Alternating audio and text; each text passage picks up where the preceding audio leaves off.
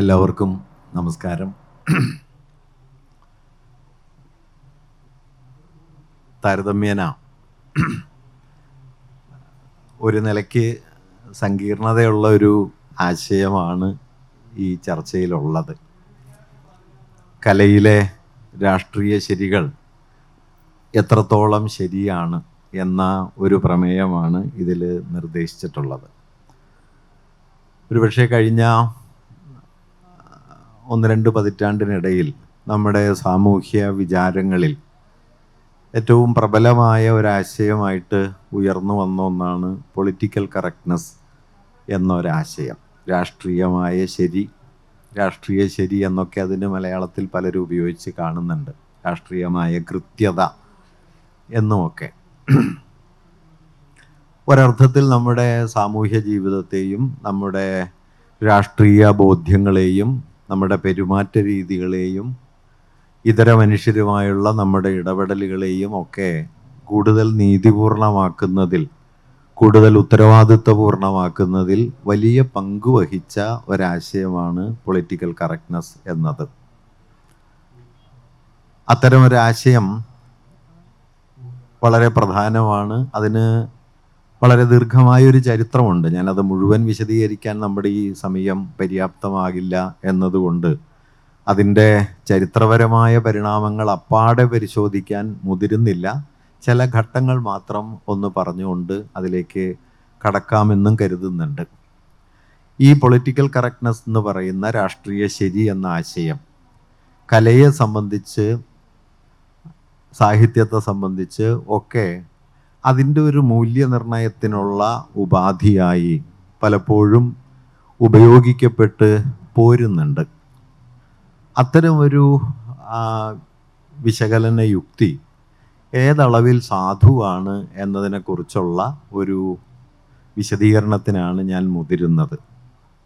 മുഖ്യമായിട്ടും എൻ്റെ ഈ സമീപനം ഞാൻ അടിസ്ഥാനപരമായി പിൻപറ്റിപ്പോരുന്ന ഒരു സാമൂഹ്യ രാഷ്ട്രീയ വിശകലന രീതിയോട് ബന്ധപ്പെട്ടതാണ്. ലളിതമായി പറഞ്ഞാൽ ഒരു മാർക്സിസ്റ്റ് വിശകലന രീതിയോട് ബന്ധപ്പെട്ടതാണ്. പൊളിറ്റിക്കൽ കറക്റ്റ്നെസ് എന്ന ആശയം തന്നെ കഴിഞ്ഞ ഒരു അരനൂറ്റാണ്ടിനിടയിൽ ലോകവ്യാപകമായി ഉയർന്നു വന്നത് ഇടതുപക്ഷ വിശകലന രീതികളോടും ഇടതുപക്ഷ സംവാദത്തോടും ബന്ധപ്പെട്ടതാണ് എന്നതുകൊണ്ടുകൂടി ഈ ആലോചനയ്ക്ക് മറ്റൊരു നിലയിലുള്ള സാങ്കത്യവുമുണ്ട് എന്ന് ഞാൻ കരുതുന്നു. അതുകൊണ്ട് പൊളിറ്റിക്കൽ കറക്റ്റ്നെസ്സും കലയും തമ്മിലുള്ള ബന്ധത്തെക്കുറിച്ച് ഞാൻ മുമ്പോട്ട് വയ്ക്കുന്ന വീക്ഷണഗതി അതേക്കുറിച്ചുള്ള ഒരേയൊരു വീക്ഷണഗതിയല്ല, ഒരു മാർക്സിസ്റ്റ് സമീപനം എന്ന നിലയിൽ വേണമെങ്കിൽ കാണാവുന്നതാണ്. മറിച്ചുള്ള വീക്ഷണഗതികൾ, ഇപ്പോൾ കലയിൽ രാഷ്ട്രീയം പാടില്ല എന്നൊക്കെ കരുതുന്ന ആളുകളുണ്ട്. ഞാൻ അതിനോടൊന്നും തർക്കിക്കാനുള്ള ഒരു രൂപത്തിലല്ല ഇത് അവതരിപ്പിക്കുന്നത്. മറിച്ച് കലയും രാഷ്ട്രീയവും തമ്മിലുള്ള ബന്ധത്തെ എങ്ങനെയാണ് കാണേണ്ടത് എന്നതിനെക്കുറിച്ചുള്ള ഒരു ആലോചനയ്ക്കുള്ള വഴി എന്ന നിലയ്ക്കാണ്. ഇതിങ്ങനെ ചെയ്യുന്നതിനും ഒരു കാരണമുണ്ട്.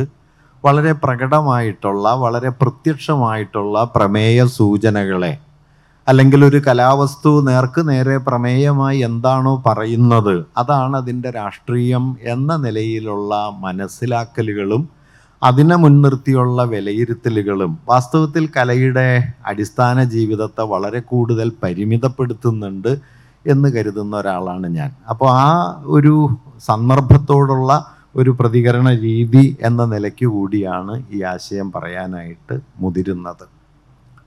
കലയെക്കുറിച്ച് എനിക്ക് ഏറ്റവും ഹൃദ്യമായി തോന്നിയ ഒരു നിരീക്ഷണം, അതിൽ നിന്ന് നമ്മുടെ ചർച്ച ആരംഭിക്കാം എന്നാണ് ഞാൻ കരുതുന്നത്. അത് മാർക്സ് ഒരിക്കൽ കലയെക്കുറിച്ച് പറയുന്ന വളരെ മനോഹരമായൊരു വാക്യമാണ്.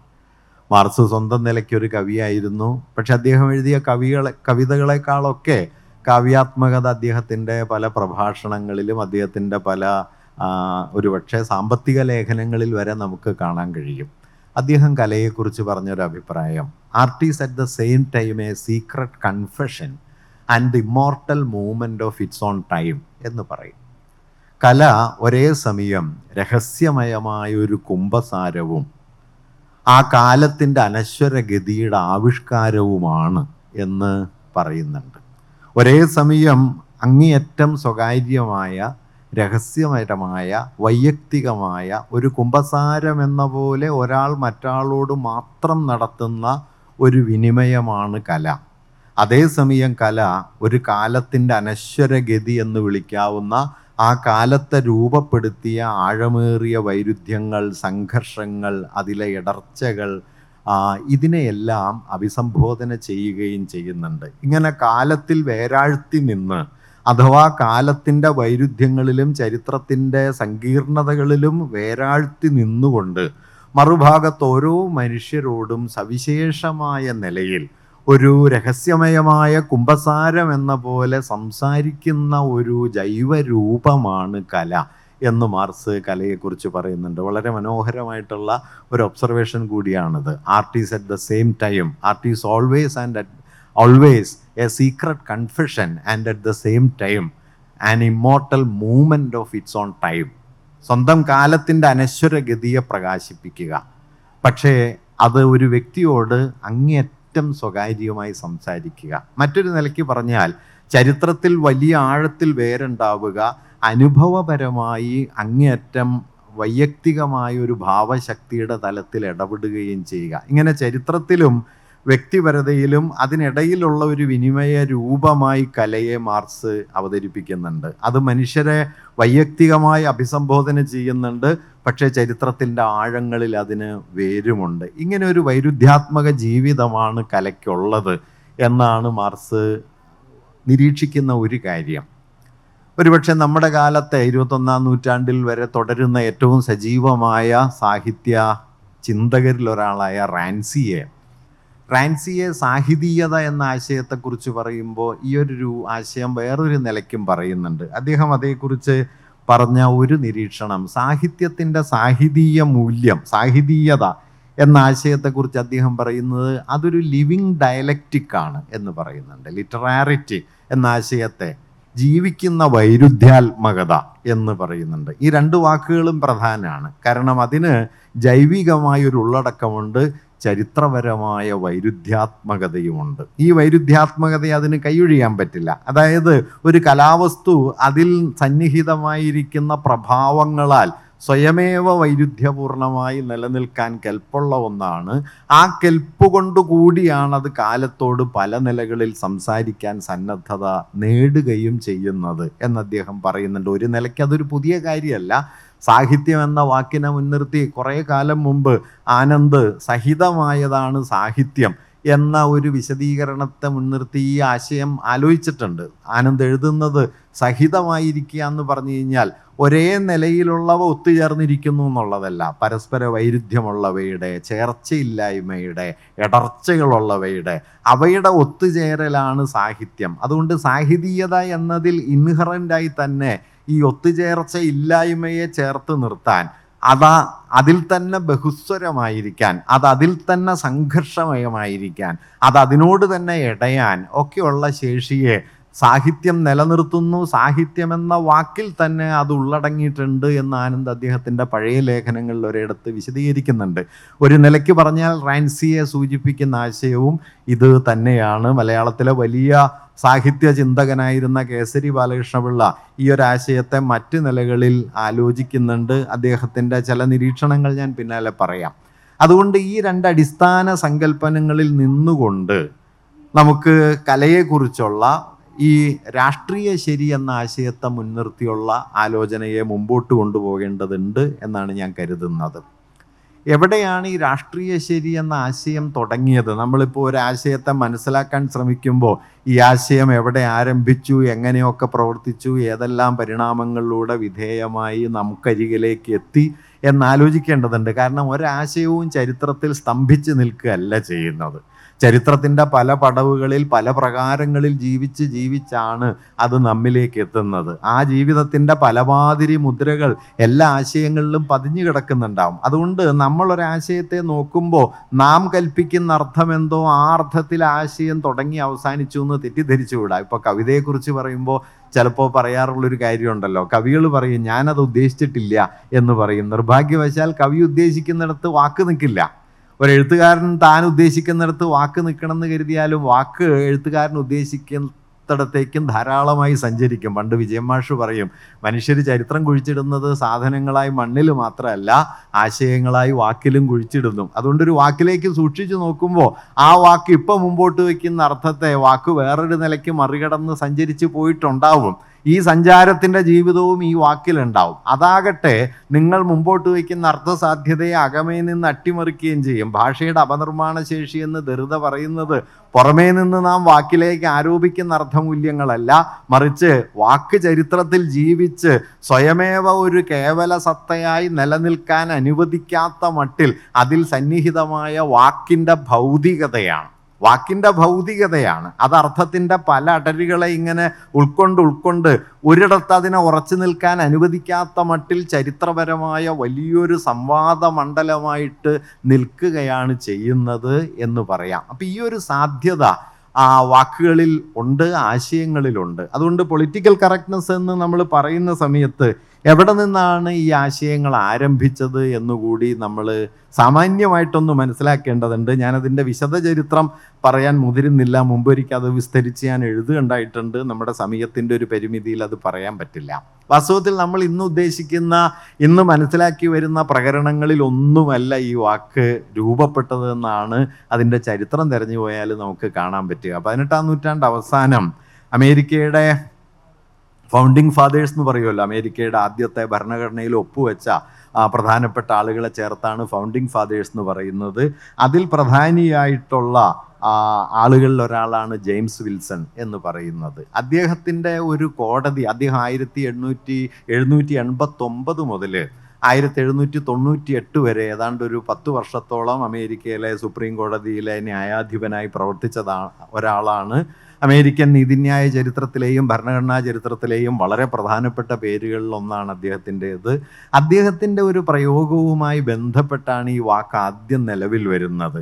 അത് അദ്ദേഹം പറയുന്നത് ഔപചാരിക വ്യവഹാരങ്ങളിൽ people of America, people of United States, അമേരിക്കയിലെ ജനങ്ങൾ എന്നുപയോഗിക്കുന്നതിന് പകരം പലപ്പോഴും യുണൈറ്റഡ് സ്റ്റേറ്റ്സ് എന്ന് മാത്രം ഉപയോഗിക്കുന്നുണ്ട്. അങ്ങനെ ഉപയോഗിക്കുന്നത് ജനങ്ങളുടെ പരമാധികാരം എന്ന ആശയത്തെ രാഷ്ട്രമെന്നതിലേക്ക് ചേർത്ത് വയ്ക്കുന്ന ഒരു അപകടം അതിലുണ്ട്. അതുകൊണ്ട് പീപ്പിൾ ഓഫ് യുണൈറ്റഡ് സ്റ്റേറ്റ്സ് എന്ന് പറയേണ്ടടുത്ത് അങ്ങനെ തന്നെയാണ് പറയേണ്ടത്, യുണൈറ്റഡ് സ്റ്റേറ്റ്സ് എന്ന് പറഞ്ഞുകൂടാ എന്ന് അദ്ദേഹം പറയുന്നുണ്ട്. അവിടെയാണ് അദ്ദേഹം പറയുന്നത് പൊളിറ്റിക്കലി കറക്റ്റ് അല്ല എന്ന്. അത് വളരെ പ്രധാനപ്പെട്ട ഒബ്സർവേഷനാണ്.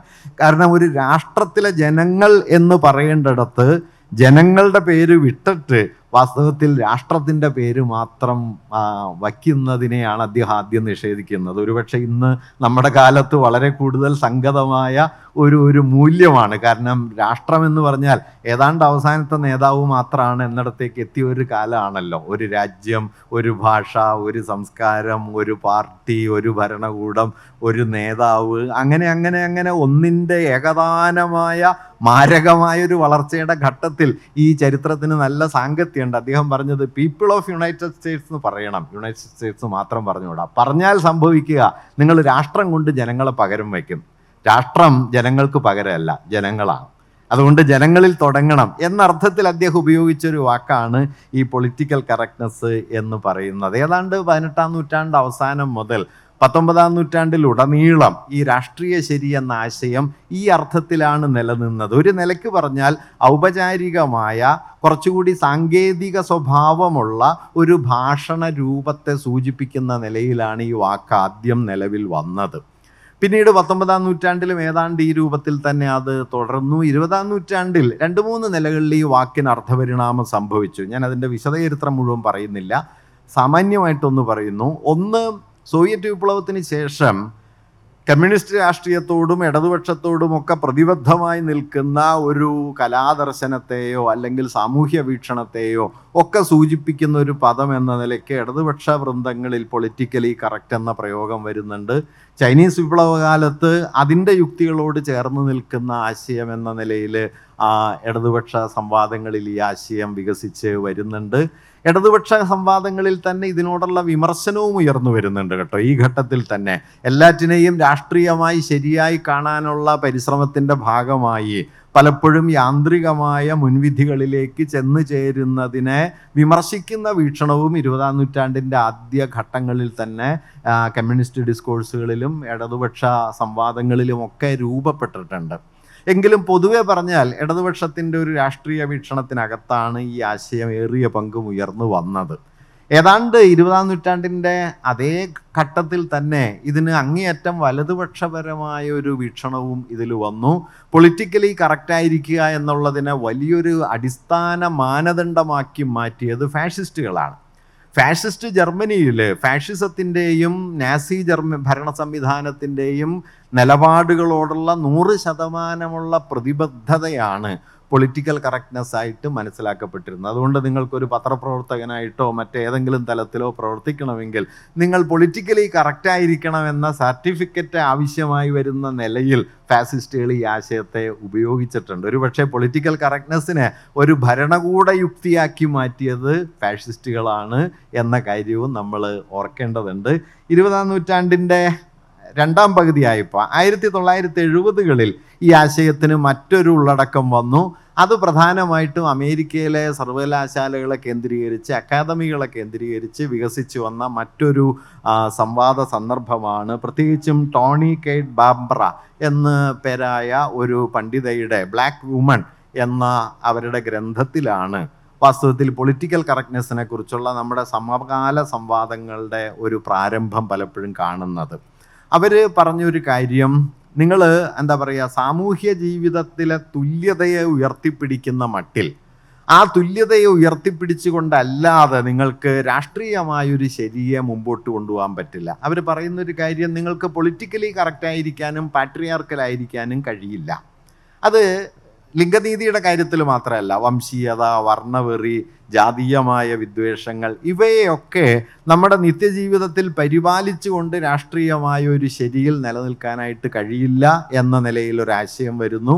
70-കളിൽ അമേരിക്കൻ സർവകലാശാലകളിലും അക്കാദമികളിലുമൊക്കെ വികസിച്ചു വന്ന, പൊതുവെ വിയറ്റ്നാം യുദ്ധത്തിൻ്റെ പശ്ചാത്തലത്തിൽ ഉയർന്നു വന്ന ഒരു സമത്വത്തെക്കുറിച്ചുള്ള വലിയൊരു ബോധം സംവാദങ്ങളെ പൊതുവിൽ രാഷ്ട്രീയ ശരിയെക്കുറിച്ചുള്ള ആലോചനകളുടെ ഭാഗമാക്കി മാറ്റി തീർക്കുകയും പിന്നീട് അത് ഏറെക്കുറെ ഈ അർത്ഥത്തിൽ ഉറയ്ക്കുകയുമാണ് ചെയ്തത്. പൊതുവെ പറഞ്ഞാൽ എന്താണ്, ഇൻക്ലൂസീവായിരിക്കുന്ന, മൾട്ടി കൾച്ചറലായിരിക്കുന്ന, അതായത് ഉൾക്കൊള്ളലിൽ അധിഷ്ഠിതവും ബഹുഭാവ സംസ്കാരത്തെ ഏറ്റെടുക്കുന്നതുമായ ഒരു സാമൂഹ്യ ജീവിതം ലക്ഷ്യം വച്ചുകൊണ്ട് പ്രാന്തവൽകൃത സമൂഹങ്ങളെ, ന്യൂനപക്ഷ വിഭാഗങ്ങളെ, സ്ത്രീകളെ, വൽക്കരിക്കപ്പെട്ടവരെയൊക്കെ ഉൾക്കൊള്ളുന്നതിന് സന്നദ്ധമായ ഒരു പെരുമാറ്റ രീതിയും ഭാഷണക്രമവും സാമൂഹ്യമായ ഒരു സംഘാടന രീതിയുമാണ് രാഷ്ട്രീയ ശരി എന്ന നിലയിലാണ് ഈ ആശയം വികസിച്ചു വന്നത്. ആ ആശയത്തിൻ്റെ സ്വീകാര്യതയുടെ അടിസ്ഥാനവും അതാണ്. ബേസിക്കലി അതൊരു ഇൻക്ലൂസീവ്നെസ്സിന് വേണ്ടി നിലകൊള്ളുന്നുണ്ട്, അതൊരു മൾട്ടി കൾച്ചറൽ ഐഡൻറ്റിറ്റിക്ക് വേണ്ടിയിട്ടും നിലകൊള്ളുന്നുണ്ട്. ഉൾക്കൊള്ളാനുള്ളൊരു സന്നദ്ധത, വ്യത്യസ്തതകളെ നിരാകരിക്കുന്നതിന് പകരം വ്യത്യസ്തതകളെ ആദരപൂർവ്വം അഭിസംബോധന ചെയ്യാനുള്ളൊരു സന്നദ്ധത, അതുപോലെ തന്നെ പ്രാന്തവൽകൃതമായ സാമൂഹ്യ വിഭാഗങ്ങൾക്ക് പൊതുജീവിതത്തിലും നമ്മുടെ ഭാഷണത്തിലും നമ്മുടെ ആലോചനകളിലുമൊക്കെ സമത്വാധിഷ്ഠിതമായ ഒരിടം കൊടുക്കാനുള്ള നമ്മുടെ ബോധപൂർവമായ ഒരു സന്നദ്ധതയുടെ പേരായിട്ടാണ് പൊളിറ്റിക്കൽ കറക്റ്റ്നെസ് എന്ന ആശയം ഉയർന്നു വന്നത്. വലതുപക്ഷം യൂറോപ്പിലും അമേരിക്കയിലുമൊക്കെ ശക്തമായ സന്ദർഭങ്ങളിൽ ഈ ആശയം പല നിലയിൽ വിമർശിക്കപ്പെടുകയും പൊളിറ്റിക്കൽ കറക്റ്റ്നെസ്സിന് പകരം സമീപകാലത്ത് ഉയർന്നു വന്ന മറ്റൊരു വലതുപക്ഷ സംവർഗം പാട്രിയോട്ടിക് കറക്റ്റ്നെസ് എന്ന ആശയമാണ്. ദേശസ്നേഹപരമായ കൃത്യതയാണ് വേണ്ടത്. ഒരുപക്ഷെ നമ്മുടെ നാട്ടിലേക്ക് അധികം വൈകാതെ വലതുപക്ഷം ഈ ആശയത്തെ കൊണ്ടുവരും. പാട്രിയോട്ടിക് കറക്റ്റ്നെസ്, നിങ്ങൾ ശരിയായിരിക്കേണ്ടത് രാഷ്ട്രീയമായിട്ടല്ല, നിങ്ങൾ ശരിയായിരിക്കേണ്ടത് രാജ്യസ്നേഹപരമായിട്ടാണ് എന്ന ഒരു യുക്തി വരും. ദേശീയഗാനം പാടുമ്പോൾ എഴുന്നേറ്റ് നിൽക്കുക, പ്രധാനമന്ത്രിയെ വിമർശിക്കാതിരിക്കുക. നമ്മുടെ ദേശ സംസ്കാരം എന്നത് ലോകത്തിലെ തന്നെ ഏറ്റവും പ്രധാനപ്പെട്ടതാണ്, ഇവിടെയാണ് എല്ലാം ഉണ്ടായതെന്ന് പറയുക. അങ്ങനെ അസംബന്ധങ്ങളുടെ വലിയൊരു ഘോഷയാത്ര ദേശാഭിമാനത്തിൻ്റെ മറപറ്റി ഇപ്പം തന്നെ വേണ്ടത്രയുണ്ട്, ഇനി അത് വർദ്ധിക്കാനുള്ള സാധ്യതയുമുണ്ട്. ഇതാണ് രാഷ്ട്രീയ ശരി, ദേശസ്നേഹപരമായ ശരി എന്ന നിലയിലേക്കുള്ളൊരു വാദഗതി 20-ാം നൂറ്റാണ്ടിൻ്റെ അവസാനവും 21-ാം നൂറ്റാണ്ടിൻ്റെ ആരംഭത്തിലുമൊക്കെയായി ഈ വാക്കിനെ മുൻനിർത്തി ഉയർന്ന് വരികയുണ്ടായി.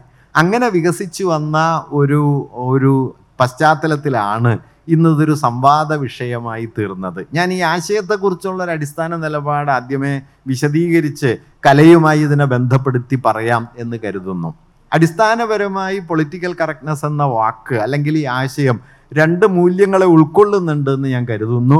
ഒന്ന്, അത് ഇൻക്ലൂസീവ് ആയിരിക്കുക. അത് നാം അല്ലാത്ത നമ്മുടെ ജീവിത പ്രകാരങ്ങളിൽ നിന്ന് വേറിട്ട് നിൽക്കുന്ന മനുഷ്യരോടുള്ള ചേർന്ന് നിൽക്കലിനെ, അതിനെ ഉൾക്കൊള്ളാനുള്ള നമ്മുടെ സന്നദ്ധതയെ ആണ് പ്രകാശിപ്പിക്കുന്നത് എന്നതാണ് ഒരു കാര്യം.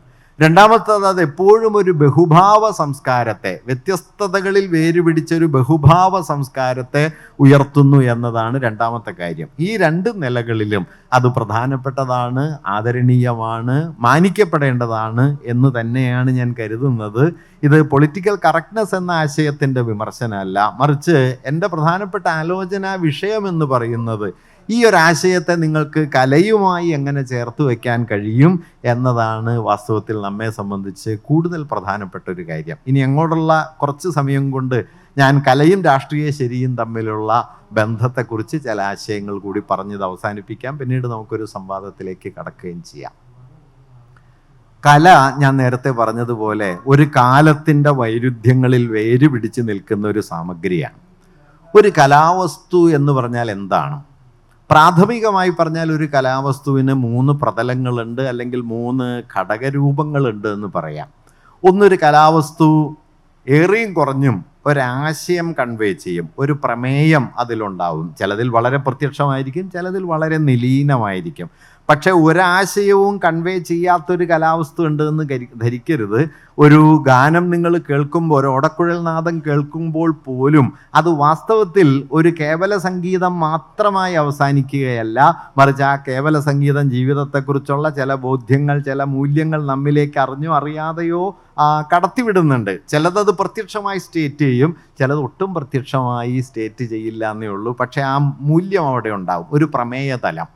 രണ്ടാമത്, ഏത് കലാവസ്തുവും അടിസ്ഥാനപരമായി ഒരു രൂപ സംവിധാനമാണ്. ഒരു രൂപത്തിലല്ലാതെ നിങ്ങൾക്ക് കലയെ മനസ്സിലാക്കാൻ പറ്റില്ല. ഇപ്പോൾ ക്രോച്ചയെ പോലെയുള്ള പഴയ ഇറ്റാലിയൻ സൗന്ദര്യ ചിന്തകൻ കല എന്ന് പറയുന്നത്, കലാനുഭവം എന്ന് പറയുന്ന ഒരാളുടെ മനസ്സിൽ വരുന്ന അനുഭൂതിയാണ്, അത് ആവിഷ്കരിക്കപ്പെടേണ്ടതില്ല എന്ന് വാദിക്കുന്നുണ്ട്. കേസരി ബാലകൃഷ്ണപിള്ള പറയുന്നുണ്ട്, അത് ഒരു വ്യക്തിഗതമായ വാദം എന്ന നിലയ്ക്ക് ഒരാൾക്ക് വേണമെങ്കിൽ ഉയർത്തിപ്പിടിക്കാമെങ്കിലും രൂപവൽകൃതമായില്ലെങ്കിൽ കലയ്ക്ക് നിലനിൽപ്പൊന്നുമില്ല. എൻ്റെ മനസ്സിൽ ഞാൻ അനുഭവിച്ചതാണ് കല എന്ന് പറയുന്നതിൽ പ്രത്യേകിച്ച് കാര്യമൊന്നുമില്ല. പഴയ ഒരു ഇന്ത്യൻ ഫലിതമുണ്ട്. അതെന്താന്ന് വെച്ച് കഴിഞ്ഞാൽ, ഒരു വെള്ളക്കടലാസ് എടുത്ത് കാണിച്ചിട്ട് ഇത് പശു പുല്ല് തിന്നു പോയ സ്ഥലമാണ് എന്ന് പറഞ്ഞു അത്രേ.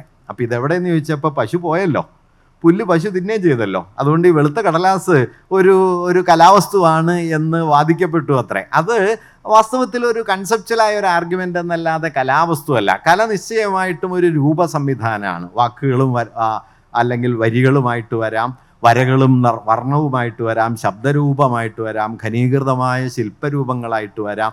ഒരു ഫോമില്ലാതെ കലയ്ക്ക് നിലനിൽക്കാൻ കഴിയില്ല എന്നതൊരു പ്രധാനപ്പെട്ട കാര്യമാണ്. ഫോമിലാണ് വാസ്തവത്തിൽ കലയുടെ നിലനിൽപ്പിൻ്റെ ആധാര ഭൗതികതയുള്ളത്. ഏത് വസ്തുവാണ്, ഏത് രൂപമാണ് എന്നത് പ്രധാനമാണ്. മൂന്നാമത്തെ ഒരു കാര്യം, കലാവസ്തു നമ്മിൽ പ്രവർത്തിക്കുന്നത് അതിൻ്റെ രൂപം കൊണ്ടോ അത് പറയുന്ന ആശയം കൊണ്ടോ എന്നതിനേക്കാൾ അത് പകരുന്ന അനുഭൂതി കൊണ്ടാണ്. ഇത് നിങ്ങൾക്ക് ഏത് തരത്തിലുള്ള ഒരു അനുഭവമൂല്യമാണ് പ്രദാനം ചെയ്യുന്നത്?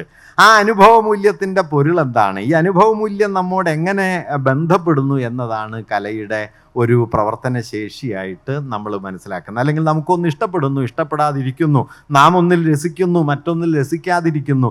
ഇതെല്ലാം കലയുടെ അനുഭൂതിയുടെ തലമാണ് എന്ന് പറയാം.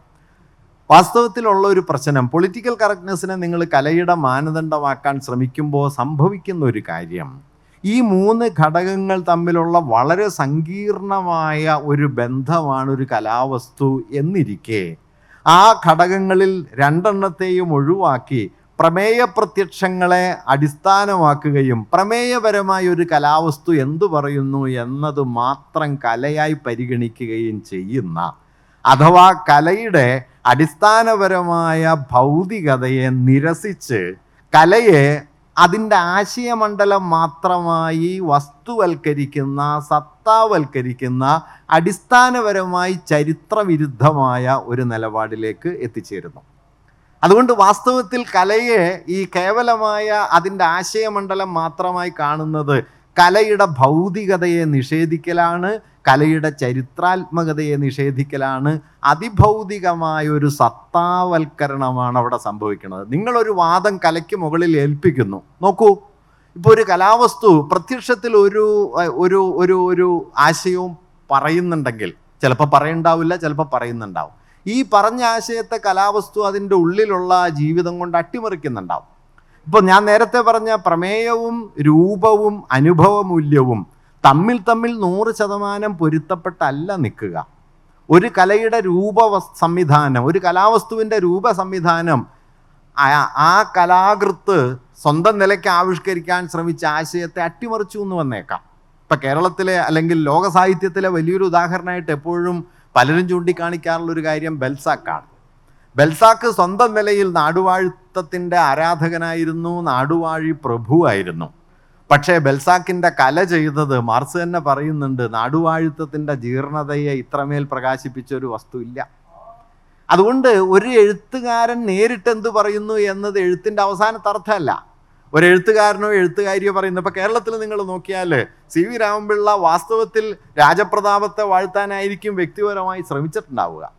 പക്ഷെ നിങ്ങൾ സി വിയുടെ നോവലുകൾ വായിച്ചാൽ, ധർമ്മരാജായോ രാമരാജ ബഹദൂറോ വായിച്ചാൽ, അത് വാസ്തവത്തിൽ അതിന് രാജാവിനേക്കാളൊക്കെ എത്രയോ ഉയരത്തിൽ ഈ കാളിയുടയോൻ ചന്ദ്രക്കാരനെയും അല്ലെങ്കിൽ അനന്തപത്മനാഭൻ പടത്തലവനെയും അല്ലെങ്കിൽ അതുപോലുള്ള നിരവധി കഥാപാത്രങ്ങളെയും ഉയർത്തിക്കൊണ്ട് വരുന്നുണ്ട് എന്ന് നമുക്ക് കാണാൻ പറ്റും.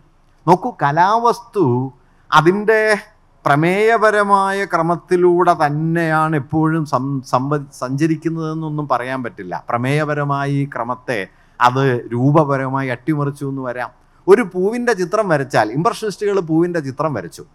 ഇംപ്രഷനിസ്റ്റുകൾ വരച്ച പൂവിൻ്റെ ചിത്രം, തടാകത്തിൻ്റെ ചിത്രം, പുഴയുടെ ചിത്രം, ഇതിലെന്ത് സാമൂഹികതയാണുള്ളത്, ഇതിലെന്ത് സാമൂഹിക മൂല്യമാണുള്ളത് എന്ന് വേണമെങ്കിൽ ചോദിക്കാവുന്നതാണ്. പക്ഷെ വാസ്തവത്തിൽ അവർ ചെയ്തത് രൂപസംവിധാനത്തിൻ്റെ തലത്തിൽ ഇംപ്രഷനിസ്റ്റുകൾ പഴയ കലയുടെ ക്രമങ്ങളെ മാറ്റിക്കൊണ്ട്, ഔട്ട്ലൈനുകൾ ഇല്ലാതാക്കിക്കൊണ്ട്, വസ്തുക്കളെ പ്രത്യക്ഷ രൂപത്തിൽ അതിൻ്റെ വസ്തുപ്രത്യക്ഷങ്ങളെ അതേപടി ആവിഷ്കരിക്കുന്ന റിയലിസ്റ്റ് ടെക്നിക്കിന് പകരം ഒരു ദൂരക്കാഴ്ചയിൽ പ്രതീതമാകുന്ന ദൃശ്യം എന്താണോ അതിനെ മാത്രം ആവിഷ്കരിച്ചുകൊണ്ട് അടുത്ത് വന്നാൽ അത് ചായത്തേപ്പാണ് എന്ന് നമുക്ക് 100% ബോധ്യപ്പെടുന്ന മട്ടിൽ ബ്രഷ് ഓടിയ പാടും അല്ലെങ്കിൽ ബ്രഷിലെ ഈ പറയുന്ന നാരുകൾ പറ്റിപ്പിടിച്ച പ്രതലങ്ങളും ഒക്കെ ആയിട്ടുള്ള ചിത്രങ്ങൾ ഇംപ്രഷനിസ്റ്റുകളിൽ നിങ്ങൾക്ക് എപ്പോൾ വേണമെങ്കിലും കാണാം. ഇതെന്താണ് ചെയ്തത്? ആർണോൾഡ് ഹൗസർ അതേക്കുറിച്ച് പറയുന്ന ഒരു പ്രധാനപ്പെട്ട കാര്യം, വാസ്തവത്തിൽ 19-ാം നൂറ്റാണ്ടിൻ്റെ അവസാനം ഇളകിത്തുടങ്ങിയ യൂറോപ്യൻ ആധുനികതയുടെ ഈ അടിയളകളുണ്ടല്ലോ, ഈ അടിയളകൾ ആദ്യം തെളിഞ്ഞത് ഇംപ്രഷനിസ്റ്റ് ചിത്രകലയിലാണ്. ഉറച്ച ഭദ്രലോകങ്ങൾ ഇളകിത്തുടങ്ങിയിരിക്കുന്നു. ഈ ഉറച്ച ഭദ്രലോകങ്ങൾ ഇളകിത്തുടങ്ങിയിരിക്കുന്നു എന്ന് ഇംപ്രഷനിസ്റ്റുകൾക്ക് മുമ്പേ ലോകത്തോട് പറഞ്ഞൊരു വാക്യം ഞാൻ പറയാം. അത് മാർസിൻ്റെയാണ്.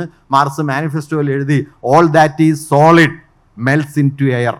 ഖരമായതൊക്കെ ആവിയായിത്തീരുന്നു.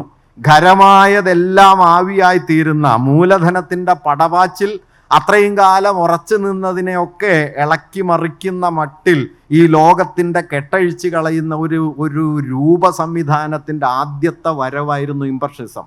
പിന്നീട് നമ്മുടെ കാലത്ത് ബാലേന്ദ്രൻ ചുള്ളിക്കാട് എഴുതുകയുണ്ടായി, ഈ തട്ടകം നിൽക്കുവാൻ വയ്യാതെ പൊള്ളുന്നു എന്ന്. കാലുവെന്ത നായയെ പോലെ ഒരിടത്തും നിൽക്കാനാവാതെ, യാഥാർത്ഥ്യത്തിൻ്റെ ഒരു പ്രകാരത്തിനും ഉറപ്പില്ലാതെ ഇളകിമറിയുന്ന ഒരു കാലം വരുന്നു എന്നതിൻ്റെ ആദ്യ സൂചന ഒരുപക്ഷെ ഇംപ്രഷനിസ്റ്റ് കലയിലുണ്ട്. അത് പ്രമേയം കൊണ്ടല്ല, അത് രൂപതലത്തിലാണ്. ഇങ്ങനെ രൂപം വളരെ പ്രധാനപ്പെട്ട ഒന്നാണ്. വേസ്റ്റ് ലാൻഡിലെ പ്രധാനപ്പെട്ട ഒരു സങ്കല്പനം ഉണ്ടല്ലോ. വേസ്റ്റ് ലാൻഡിൽ അദ്ദേഹം മെറ്റഫോറിക്കായി പറയുന്നുണ്ട്, son of man, what you know only a heap of broken images. മനുഷ്യപുത്ര, നിനക്കെന്തറിയാം? നിനക്കറിയുന്നത് ഭഗ്നബിംബങ്ങളുടെ ഒരു കൂമ്പാരം മാത്രം. ഭഗ്നബിംബങ്ങളുടെ കൂമ്പാരം എന്നത് വാസ്തവത്തിൽ മോഡേണിസ്റ്റ് കലയുടെ ഒരു ആർക്കിടെക്ചറൽ ഫ്രെയിമിനെ മുഴുവൻ ഉൾക്കൊള്ളുന്നുണ്ട്, അതിൻ്റെ വാസ്തുഘടനയെ മുഴുവൻ ഉൾക്കൊള്ളുന്നുണ്ട് എന്ന് മാത്രമല്ല, വാസ്തവത്തിൽ പുതുതായി ചെതറിപ്പോയ 1-2 ലോകയുദ്ധങ്ങൾക്കിടയിൽ ചെതറിപ്പോയ യൂറോപ്യൻ നാഗരികതയുടെ പ്രൗഢികളെയും പ്രതാപങ്ങളെയും മുഴുവൻ സംഗ്രഹിക്കുന്ന ഒരു മെറ്റഫറായിട്ട് അത് മാറിത്തീർന്നു, ഹീപ്പ് ഓഫ് ബ്രോക്കൺ ഇമേജസ്. അതുകൊണ്ട് ഞാൻ പറഞ്ഞു വരുന്നത് എന്താണെന്ന് വെച്ച് കഴിഞ്ഞാൽ, രൂപശില്പത്തിൻ്റെ തലത്തിലുള്ള ചെതറൽ, രൂപശില്പത്തിൻ്റെ തലത്തിലുള്ള അഴിച്ചുപണിയൽ ഒക്കെ അതിൻ്റെ പ്രമേയ തലത്തെ പല നിലകളിൽ മറികടന്നു എന്ന് വന്നേക്കാം. അങ്ങനെ രൂപം പ്രമേയത്തെ പല നിലകളിൽ നിയന്ത്രിക്കുകയോ പൊളിച്ചു പണിയുകയോ ഒക്കെ ചെയ്യും. അതുകൊണ്ട് പ്രമേയപരമായി പറഞ്ഞതാണ് കലയുടെ രാഷ്ട്രീയ ഉള്ളടക്കം എന്ന് കരുതിയാൽ കലയുടെ യഥാർത്ഥ ജീവിതം പലപ്പോഴും നമുക്ക് നഷ്ടപ്പെടുകയാണ് ചെയ്യുക. കലയുടെ രാഷ്ട്രീയ ഉള്ളടക്കം അത് രൂപത്തിലും അത് പകരുന്ന അനുഭൂതിയിലും അത് പറയാൻ ശ്രമിക്കുന്ന പ്രമേയത്തിലും പല നിലകളിൽ വേര് പിടിച്ച് കിടക്കുകയും അതിനിടയിലുള്ള വലിയ സംഘർഷമായിട്ട് വാസ്തവത്തിൽ അത് തുടരുകയുമാണ് ചെയ്യുന്നത്. നോക്കൂ, കലാവസ്തു എന്ന് പറഞ്ഞാൽ അതൊരു സ്തബ്ധരൂപമല്ല. എപ്പോഴും ഒരേ കാര്യം പറഞ്ഞുകൊണ്ടിരിക്കുന്ന, എപ്പോഴും ഒരേ കാര്യം പറയാൻ തന്നെ സജ്ജമായിരിക്കുന്ന ഒരു നിശ്ചല സ്ഥാനത്തിൻ്റെ പേരല്ല കല. അത് രണ്ട് നിലയിൽ ചലനാത്മകമാണ്. അത് അതിനുള്ളിൽ ചലനാത്മകമാണ്, അത് പുറത്തൊരു ജനതയോട് സംവദിക്കുന്നത് വഴിയും ചലനാത്മകമാണ്. ഈ ചലനാത്മകതയെ സാധ്യമാക്കുന്നത് കാലത്തിൻ്റെ പല അടരുകളിൽ ഒരുമിച്ച് വേരാഴ്ത്തി നിൽക്കുക വഴിയാണ്. ആ കാലത്തിൻ്റെ പല അടരുകളിൽ ഒരുമിച്ചൊരു കലാവസ്തു വേരാഴ്ത്തി നിൽക്കുമ്പോൾ അതിലൊരു വേര് മറ്റൊരു വേരിനോട് 100% പൊരുത്തപ്പെടണമെന്നില്ല. ലളിതമായി പറഞ്ഞാൽ ഒരു കലാവസ്തു പ്രാഥമികമായി ഒരു പടക്കളമാണ്. അതിൻ്റെ പിന്നിൽ നാനാതരം പ്രഭാവങ്ങളുണ്ടാവും, നാനാതരം ബലങ്ങളുണ്ടാവും, നാനാതരത്തിലുള്ള ഭാവുകത്വ ക്രമങ്ങളുണ്ടാവും. അവ തമ്മിൽ കൂടിക്കലർന്നും ഇടഞ്ഞും ഇണങ്ങിയുമാണ് അത് കാലത്തിലേക്ക് പല നിലകളിൽ തുടരുക. സാഹിത്യം എന്ന വാക്കിന് ആനന്ദ് വിശദീകരിക്കുന്നതിൻ്റെ അടിസ്ഥാന യുക്തി ഇതാണ്: ചേരാത്തവയുടെ ചേർച്ച, ഇടഞ്ഞു നിൽക്കുന്നവയുടെ ഇണക്കങ്ങൾ അത് രൂപപ്പെടുത്തിക്കൊണ്ട് ഈ കാലവൈരുദ്ധ്യങ്ങളെ നമുക്ക് മുമ്പിലേക്ക് കൊണ്ടുവരികയാണ് ഒരു കലാവസ്തു ചെയ്യുന്നത്. ഈ കാലവൈരുദ്ധ്യങ്ങളുടെ സങ്കീർണതയെ മറച്ചു വച്ച് അതിലെ പ്രത്യക്ഷമായ ഏതെങ്കിലും ഒരു ആശയത്തെയോ ഏതെങ്കിലും ഒരു ജീവിതക്രമത്തെയോ മാത്രം മുമ്പോട്ട് വയ്ക്കുന്ന, അതിനെ മുൻനിർത്തി കലയെ വിശദീകരിക്കുന്ന ഒരു സമീപനം വാസ്തവത്തിൽ കലയുടെ മൗലിക ജീവിതത്തെ വിശദീകരിക്കാൻ, അഭിസംബോധന ചെയ്യാൻ അപര്യാപ്തമായിരിക്കും എന്നാണ് ഞാൻ പറയാൻ ശ്രമിക്കുന്ന ഒരു കാര്യം. അതുകൊണ്ട് കലയെന്ന് പറയുന്നത് ഇപ്പം അനുഭൂതിയുടെ തലവും, ഞാൻ രൂപസംവിധാനത്തിൻ്റെ തലം പറഞ്ഞു, അനുഭൂതിയുടെ തലവും. ഇപ്പം ചങ്ങമ്പുഴ കവിതയെക്കുറിച്ച് EMS 2 ലേഖനങ്ങൾ എഴുതിയിട്ടുണ്ട്. ഒന്ന് 1948 അദ്ദേഹം ഒളിവിൽ കഴിയുന്ന സമയത്ത് എഴുതിയ ഒരു ലേഖനമാണ്. അതിൽ അദ്ദേഹം പറഞ്ഞത് 1920-30കളിലെ സാമ്പത്തിക കുഴപ്പവും അതുണ്ടാക്കിയ നിരാശാബോധവും ചേർന്ന ഒരു അന്തരീക്ഷത്തിലാണ് വാസ്തവത്തിൽ കേരളത്തിലെ യുവാക്കളൊക്കെ ചങ്ങമ്പുഴ കവിതയിൽ ആകൃഷ്ടരായത്. ആ സാമ്പത്തിക കുഴപ്പം അവസാനിച്ച് സുസ്ഥിരമായൊരു സാമൂഹ്യാവസ്ഥ വരുമ്പോൾ ചങ്ങമ്പുഴ കവിത അവസാനിക്കും എന്നാണ് അദ്ദേഹം അന്ന് എഴുതിയത്. എന്നാൽ 1980കളിൽ അദ്ദേഹം മറ്റൊരു ലേഖനം എഴുതി. ആ ലേഖനത്തിൻ്റെ ശീർഷകം എഴുത്തച്ഛൻ ആശാൻ ചങ്ങമ്പുഴ എന്നാണ്. ആ എഴുത്തച്ഛൻ ആശാൻ ചങ്ങമ്പുഴ എന്ന ലേഖനത്തിൽ EMS പറയുന്നത് എന്താണ് ചങ്ങമ്പുഴയുടെ വിപ്ലവാത്മകത്വം. ചങ്ങമ്പുഴയുടെ വിപ്ലവാത്മകത്വം വാഴക്കൊല എന്ന കവിത എഴുതിയത് മാത്രമല്ല, അത് അദ്ദേഹത്തിൻ്റെ കവിതകളിൽ താരതമ്യേന ഒറ്റതിരിഞ്ഞു നിൽക്കുന്ന ഒരു കൃതിയാണ്. മറിച്ച് കേരളീയ ജനതയുടെ ജീവിതത്തിൽ ആഴത്തിൽ വേരുപിടിച്ച് നിൽക്കുന്ന നാടോടിയായ ഈണങ്ങളെയും പദകോശങ്ങളെയും ചേർത്തുകൊണ്ട് ഏതാണ്ട് 300-400 കൊല്ലമായി എഴുത്തച്ഛൻ മുതൽക്ക് ഇങ്ങോട്ട് തുടർന്നു പോന്ന കാവ്യനിർമ്മാണത്തിൻ്റെ സാങ്കേതികതയെയും സംവിധാനക്രമങ്ങളെയും മൊത്തത്തിൽ അഴിച്ചു പണിത് കേരളത്തിലെ ഏറ്റവും സാധാരണക്കാരായ മനുഷ്യരുടെ ഭാവഭാവങ്ങൾക്കൊരു വൈകാരിക രൂപം നൽകി എന്നതാണ് ചങ്ങമ്പുഴയുടെ വിപ്ലവാത്മകത എന്ന് അദ്ദേഹം പറയുന്നുണ്ട്. ലളിതമായി പറഞ്ഞാൽ ചങ്ങമ്പുഴ അതുവരെ ഉണ്ടായിരുന്ന രൂപ സംവിധാനത്തെ പൊളിച്ച് കവിതയ്ക്കൊരു രൂപ ലാവണ്യം പുതുതായി നിർമ്മിച്ചു നൽകി എന്നതാണ് വാസ്തവത്തിൽ ചങ്ങമ്പുഴ ചെയ്ത ഒരു വലിയ വിപ്ലവാത്മകത. ഇത് ബഷീറിനെ കുറിച്ച് പറയാം. ബഷീർ കേശവദേവനെ പോലെയോ തകഴിയെ പോലെയോ ആ കാലത്തിൻ്റെ മുദ്രകളെ വലിയ തോതിൽ ഉയർത്തി കാണിച്ച ഒരാളല്ല.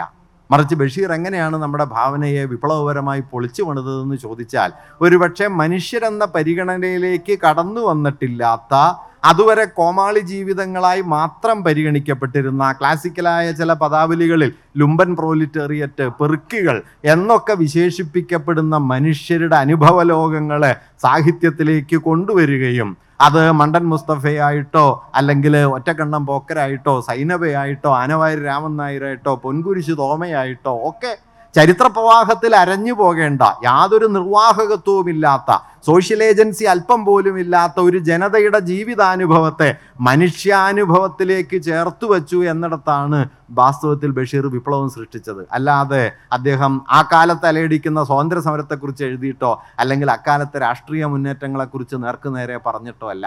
അതുകൊണ്ട് രണ്ടടങ്ങഴി എങ്ങനെയാണോ രാഷ്ട്രീയമായിരിക്കുന്നത്, അതിനേക്കാൾ ആഴത്തിൽ അന്നത്തെ മനുഷ്യാവസ്ഥയെക്കുറിച്ചുള്ള രാഷ്ട്രീയ ബോധ്യങ്ങളും പൊളിച്ചു പണിയലുകളും ബഷീർ നടത്തുന്നുണ്ട്. പ്രമേയ തലത്തിലല്ല, മറിച്ച് അത് പകരുന്ന അനുഭവബോധത്തിൻ്റെ തലത്തിൽ. അതുകൊണ്ടൊരു കലാവസ്തുവിനെ നിങ്ങൾ കാണുന്ന സമയത്ത് ഈ ചങ്ങമ്പുഴയെക്കുറിച്ച് കേസരി പറയുന്ന ഒരു മനോഹരമായ കാര്യമുണ്ട്. ഒരു കാലത്തിൻ്റെ അനുഭവഘടനയെ നിർമ്മിക്കുന്നത് മിക്കവാറും ആ കാലത്തിൻ്റെ കാവ്യരൂപങ്ങളായിരിക്കും എന്ന് പറഞ്ഞിട്ട് കേസരി പറയുന്നത് രമണൻ സൃഷ്ടിച്ചതാണ് മലയാളിയുടെ പ്രണയഭാവനയെ എന്നാണ്. നോക്കൂ, 1930കളിൽ കേരളീയർ പ്രണയിച്ചിട്ടൊന്നുമില്ല.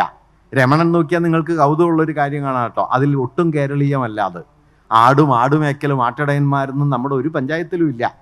പക്ഷെ രമണൻ വായിച്ച ഒരാൾക്കും ഇത് ഈ നാട്ടിൽ ഏർപ്പാടല്ലല്ലോ എന്ന് സംശയം തോന്നിയിട്ടേ ഇല്ല. കാരണം അനുഭവത്തിൻ്റെ ഒരു പുതിയ ഭൂഖണ്ഡം പിറക്കുന്നു. അയാൾ അനുഭവം കൊണ്ട് പുതിയൊരു കാലത്തെ സൃഷ്ടിച്ച് നമ്മുടെ മുമ്പിൽ എത്തിക്കുന്നു. അങ്ങനെ സൃഷ്ടിക്കുന്ന സമയത്താണ് വാസ്തവത്തിൽ കല മനുഷ്യന് പുതിയൊരു വികാര ലോകത്തെ സൃഷ്ടിച്ച് നൽകിക്കൊണ്ട് വാസ്തവത്തിൽ യാഥാർത്ഥ്യത്തിൻ്റെ പുതിയൊരു ക്രമത്തിലേക്ക് കടത്തിവിടുന്നത്. നോക്കൂ, ബഷീറിൻ്റെ കൃതിയിൽ ഏതാണ്ട് തമാശക്കാരായി പ്രത്യക്ഷപ്പെട്ട ഈ മനുഷ്യരുണ്ടല്ലോ, ഈ പെറുക്കികൾ, അരികിലേക്ക് തള്ളി മാറ്റപ്പെട്ടവർ, ഒറ്റക്കണ്ണം പോക്കരും മണ്ടം മുസ്തഫയും ആനവാരി രാമൻ നായരും ഒക്കെയുള്ള ഈ മനുഷ്യർ, ഇവരാണ് പിന്നീട് നമ്മുടെ ആധുനികാനന്തര സാഹിത്യത്തിൻ്റെ ഘട്ടത്തിൽ പ്രാന്തങ്ങളിൽ നിന്ന് കേന്ദ്രങ്ങളിലേക്ക് വന്നത്. കോക്കാഞ്ചിറയായി തീർന്നത് ബഷീറുള്ള സ്ഥലമാണ്. തിയൂരായി തീർന്നത് ബഷീറുള്ള സ്ഥലമാണ്. ലന്തബത്തേരിയായി തീരുന്നത് ബഷീർ ഈ സ്ഥലം കഥകളിൽ ആവിഷ്കരിച്ച പഴയ ലോകമാണ്. അത് നാഷൻ സ്റ്റേറ്റിൻ്റെ മിനിയേച്ചർ അല്ല, നാഷൻ സ്റ്റേറ്റിൻ്റെ ഒരു കൗണ്ടർ സ്പേസ് ആണ്. മലയാള ഭാവനയിൽ നാഷൻ സ്റ്റേറ്റിൻ്റെ ഒരു കൗണ്ടർ സ്പേസ് ആദ്യം പ്രത്യക്ഷപ്പെടുന്നത് ബഷീറിലാണ്.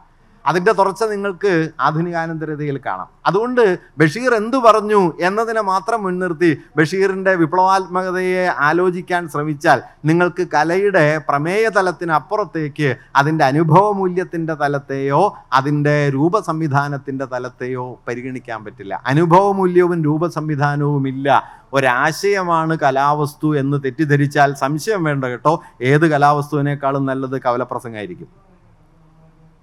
നോക്കൂ, കലാവസ്തു നിങ്ങളോട് ആശയങ്ങൾ പറയുന്നുണ്ട്. അത് ആശയം എന്ന നിലയ്ക്കല്ല, അനുഭവവേദ്യമായി തീരുന്ന ഒരാശയമാണ്. ഈ അനുഭവവേദ്യമായി തീരുന്നത് ചരിത്രത്തിൽ ആഴത്തിൽ വേറുള്ളത് കൊണ്ടും ഈ വൈരുദ്ധ്യങ്ങളെ സ്വാംശീകരിക്കാൻ കഴിയുന്നത് കൊണ്ടുമാണ്. അതല്ലാതെ ഇന്ന് പ്രബലമായിരിക്കുന്ന ഒരു രാഷ്ട്രീയ നിലപാടിനെ, ഒരു സാമൂഹ്യ വീക്ഷണത്തെ നേർക്കുനേർ വിളിച്ചു പറയുന്നതാണ് ഒരു കലാവസ്തുവിൻ്റെ ധർമ്മം എന്ന് കരുതിയാൽ വാസ്തവത്തിൽ നമ്മൾ കലയെക്കുറിച്ചുള്ള അടിസ്ഥാന ബോധ്യങ്ങളെ വളരെ ദുർബലപ്പെടുത്തുകയാണ് ചെയ്യുക. മാത്രമല്ല, ഞാൻ കരുതുന്നത് അത് കലാസ്വാദനത്തിൻ്റെ ആഴം നഷ്ടപ്പെട്ട ഒരു ജനതയെ സൃഷ്ടിക്കുകയും ഫലത്തിൽ പൊള്ളയായ ഒരു സാമൂഹ്യ അവബോധത്തിലേക്ക് അത് നമ്മെ കൊണ്ടുപോവുകയും ചെയ്യും. എന്തുകൊണ്ടാണ്?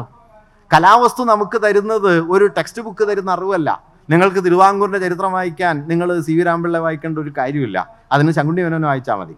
മറിച്ച് സി വി രാമപിള്ള വായിക്കുന്ന സമയത്ത് നിങ്ങൾ ഈ കാലത്തിൻ്റെ ഗതിയിൽ പെട്ടുപോയ മനുഷ്യരുടെ ആന്തര സംഘർഷങ്ങളെക്കുറിച്ച് കൂടിയാണ് വായിക്കുന്നത്. തെളിയാതെ പോയ ചരിത്രം കൂടിയാണ് കലയായി വരുന്നത്. ചരിത്രത്തിൻ്റെ യുക്തിക്രമത്തിനകത്ത് ഇടം കിട്ടാതെ പോയ അനുഭവ ലോകങ്ങൾ കലയായി വരും. അതുകൊണ്ട് വാസ്തവത്തിൽ കലയിലേക്കുള്ള ആഴത്തിലുള്ള സഞ്ചാരം ലൂക്കാച്ചനെ പോലൊരു ചിന്തകൻ പറയുന്നുണ്ട് സമഗ്രധാരണയാണ്. എന്താണ് സമഗ്രധാരണ?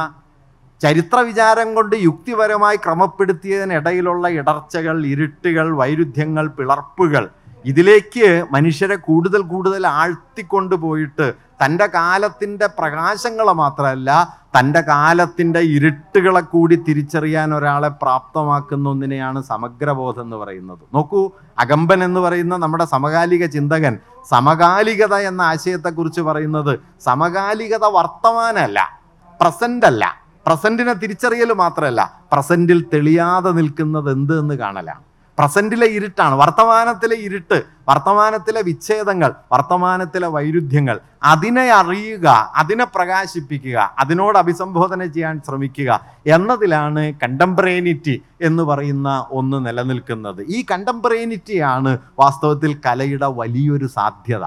കല വാസ്തവത്തിൽ നമ്മുടെ വർത്തമാനത്തിൻ്റെ പിന്നിലെ ഇരുട്ടിലേക്ക്, അതിലെ വിച്ഛേദങ്ങളിലേക്ക്, അതിലെ വൈരുദ്ധ്യങ്ങളിലേക്ക് നമ്മെ കൂട്ടിക്കൊണ്ടുപോയിട്ട് നമ്മെ കുറച്ചുകൂടി ലൂക്കാച്ചിൻ്റെ ഭാഷയിൽ പറഞ്ഞാൽ ആഴമുള്ള ബോധ്യങ്ങളിലേക്ക് കൊണ്ടുവരും. അതിന് പകരം വസ്തുപ്രത്യക്ഷങ്ങളിൽ, ആശയപ്രത്യക്ഷങ്ങളിൽ പ്രകടമായ ഏറ്റവും പുറമേ കാണുന്ന സാമൂഹികമായ ബോധ്യങ്ങൾ അതേപടി വിളിച്ചു പറയാൻ ശ്രമിച്ച് അതാണ് കലയെന്ന് കരുതി കലാവസ്തുക്കളിൽ നിന്ന് അവിടെ നിന്നോ ഇവിടെ നിന്നോ തോണ്ടിയെടുക്കുന്ന ചില അടയാളവാക്യങ്ങൾ കൊണ്ട് നിങ്ങൾ കലാവസ്തുവിനെ വിധി നിർണ്ണയിക്കാൻ പുറപ്പെടുന്നത് വാസ്തവത്തിൽ കലയെ പരാജയപ്പെടുത്തുന്ന ഒരു കാര്യമാണ്. ഷേക്സ്പിയറിൽ വംശീയതയുണ്ടെന്ന് നവചരിത്രവാദികൾ ധാരാളമായിട്ട് പറയുന്നുണ്ട്. ഒഥല്ലോയിലുണ്ട്, ടെമ്പസ്റ്റിലുണ്ട്, ഇതൊക്കെ ഉണ്ട്, യാതൊരു സംശയമില്ല. പക്ഷെ അതുമാത്രമല്ല ഷേക്സ്പിയർ. നോക്കൂ, ഒഥല്ലോയിൽ നമ്മൾ കാണുന്ന വംശീയതയാണ് ആകമാനം ഷേക്സ്പിയർ എന്ന് പറഞ്ഞാൽ വാസ്തവത്തിൽ നമ്മുടെ ഷേക്സ്പിയർ ബോധം പരാജയപ്പെടും. CV രാമപിള്ള രാജഭക്തൻ മാത്രമാണ് എന്ന് പറയുമ്പോൾ വാസ്തവത്തിൽ നമ്മുടെ നോവൽ വായനയും പരാജയപ്പെടും. കുമാരനാശാൻ ഇസ്ലാമോഫോബിക് ആണെന്ന് പറയുന്ന സമയത്ത് വാസ്തവത്തിൽ നമ്മുടെ കാവ്യപാരായണം പരാജയപ്പെടും. അത് കവിതയുടെ ഏകമാന രൂപത്തിലേക്ക് കലയെ ഒരുക്കുന്നത് കൊണ്ടാണ്, കലയുടെ ഏകമാന രൂപത്തിലേക്ക് കലയെ ഒതുക്കുന്നത് കൊണ്ടാണ്. ചരിത്രത്തിൽ ആഴത്തിൽ വേര് പിടിച്ചു നിൽക്കുന്ന പല കാര്യങ്ങളും കലയിലുണ്ട്. ഒരു കാര്യം കൂടി പറഞ്ഞ് ഞാനിത് അവസാനിപ്പിക്കാം. അത് ഇപ്പോൾ കുമാരനാശാനെ പോലെ ഒരാളെ നിങ്ങൾ നോക്കിയാൽ, ആശാൻ AR രാജരാജവർമ്മയെ സ്വന്തം ഗുരുവായി സ്വീകരിച്ച ആളാണ്. നളിനിയുടെ അവതാരിക അദ്ദേഹം ARനെ കൊണ്ടാണ് എഴുതിച്ചത്. ഇതെല്ലാം AR ആകട്ടെ മലയാള കവിതയിൽ നിന്ന് ദ്വിതീയാക്ഷരപ്രാസം ഇല്ലാതാകണമെന്ന് അതിശക്തിയായി വാദിച്ച് അതിനുവേണ്ടി പ്രവർത്തിച്ചു കൊണ്ടിരുന്ന ഒരാളുമാണ്. പക്ഷേ ARനെ മാനസ ഗുരുവായി പ്രതിഷ്ഠിച്ച കുമാരനാശാൻ തൻ്റെ കവിതയിൽ ഒരിക്കൽ പോലും ഈ ദ്വിതീയാക്ഷരപ്രാസം കൈവിട്ടില്ല.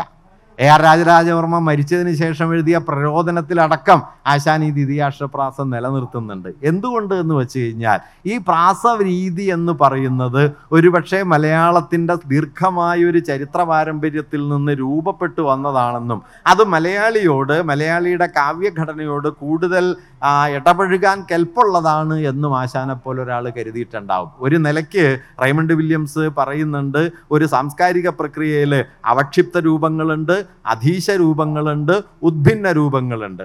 ഒരു ഘടനയ്ക്ക് അധീശ സ്വഭാവം കൈവരുന്നത്, ഒരു കാവ്യക്രമത്തിന് മേൽക്കൈ കിട്ടുന്നത്, അത് ഡോമിനൻസിനെ അച്ചീവ് ചെയ്യുന്നത്, ആധിപത്യത്തെ നേടിയെടുക്കുന്നത് അവക്ഷിപ്തമായ മൂല്യങ്ങളെ കൂടി സ്വാംശീകരിക്കുന്നത് വഴിയാണ്.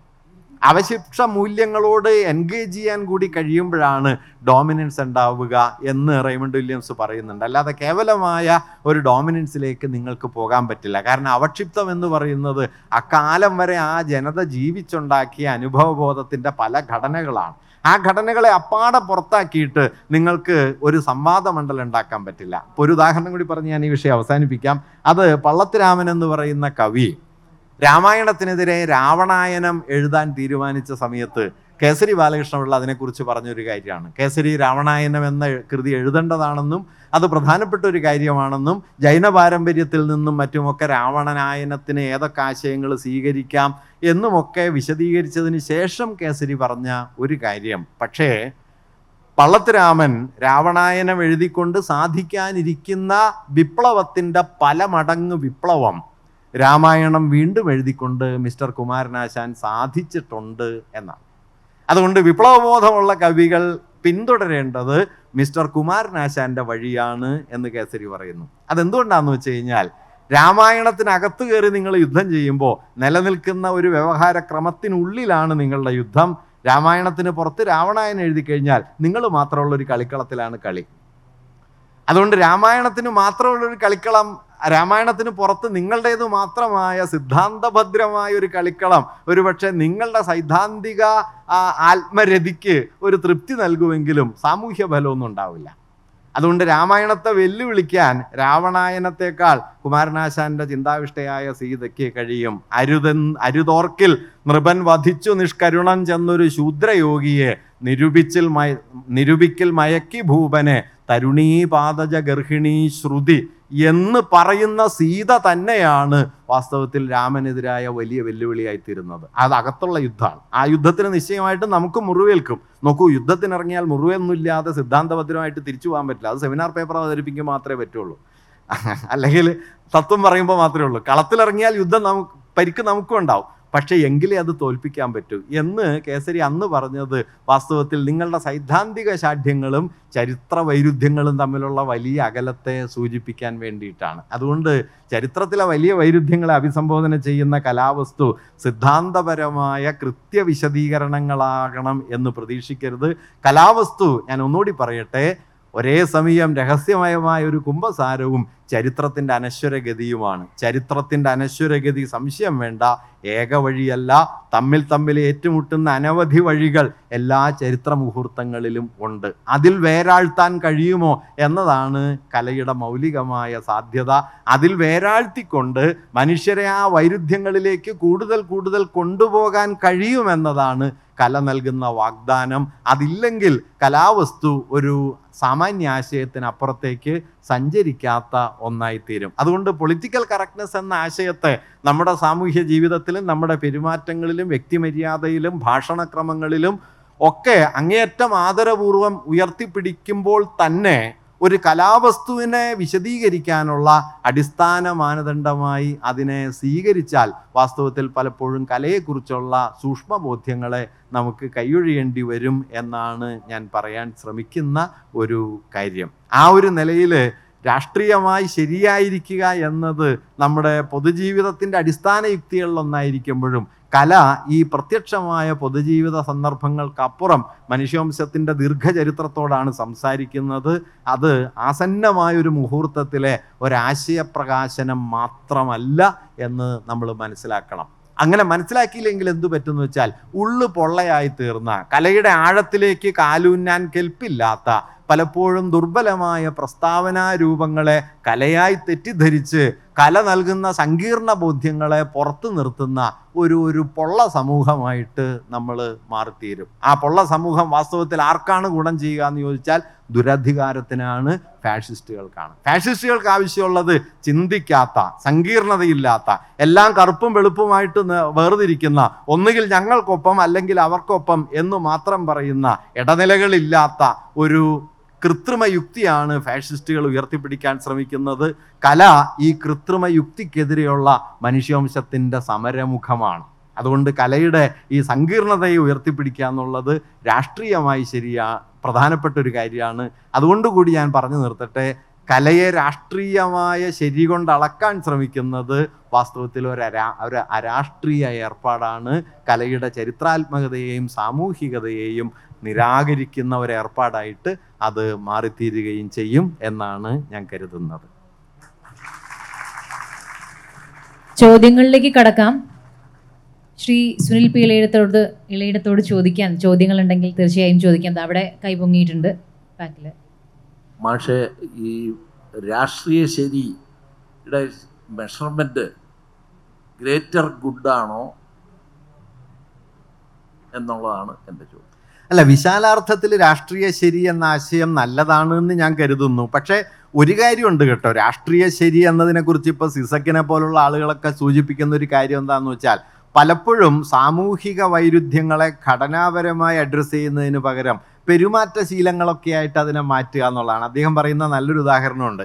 നിങ്ങളിപ്പോൾ എന്താ പറയുക, ഒരു ഓഫീസിൽ മാനേജറുടെ അല്ലെങ്കിൽ ഓഫീസിലെ ഹയർ ഓഫീസറുടെ സെക്രട്ടറി എന്നതിന് പകരം നിങ്ങൾ എന്താ പറയുക, അഡ്മിനിസ്ട്രേറ്റീവ് അസിസ്റ്റൻ്റ് എന്ന വാക്ക് ഉപയോഗിക്കുന്നു. കാരണം സെക്രട്ടറി എന്ന് പറയുന്ന സമയത്ത് അതൊരു കീഴ്നിലയെ സൂചിപ്പിക്കുന്നുണ്ട്.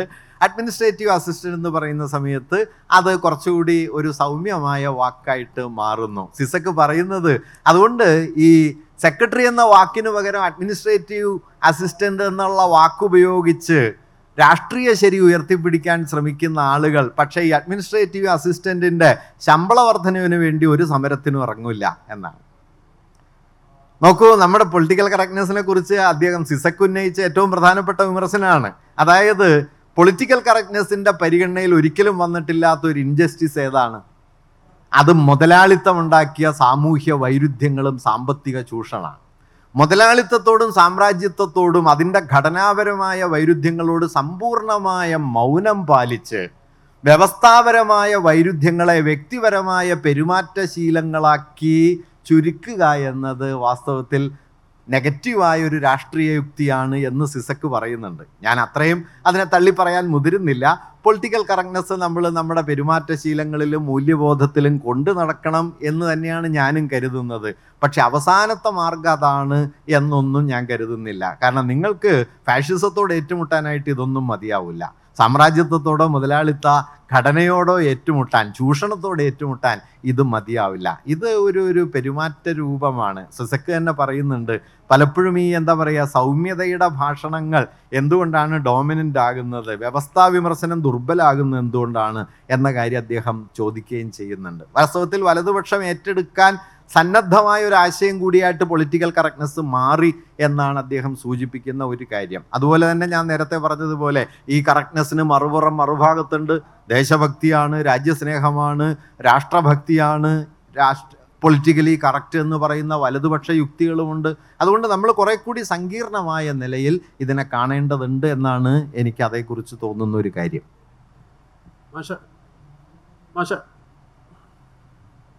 പക്ഷേ ഇപ്പം കല എന്ന് പറയുമ്പം തന്നെ കലയെ നമ്മൾ സിനിമയിലാണ് കൂടുതലായിട്ട് പൊളിറ്റിക്കൽ കറക്റ്റ്നെസ് തേടിക്കൊണ്ടിരിക്കുന്നത്. ഇപ്പോൾ ഒരു കലാസൃഷ്ടിയെ മാഷ് സൂചിപ്പിച്ചതുപോലെ അതിൽ നമുക്കുണ്ടാകുന്ന അനുഭൂതിയുണ്ട്. എന്നെ സംബന്ധിച്ചിടത്തോളം, ഒരു നോർമലായിട്ടുള്ള ഒരു മനുഷ്യനെ സംബന്ധിച്ചിടത്തോളം അൾട്ടിമേറ്റ് എന്ന് പറയുന്നത് സിനിമ കാണാൻ പോകുന്നത് എന്തായാലും ഒരു നമ്മളെ സ്വയം നവീകരിക്കാനെന്നൊക്കെ പറയുക എന്ന് മാത്രമേ ഉള്ളൂ.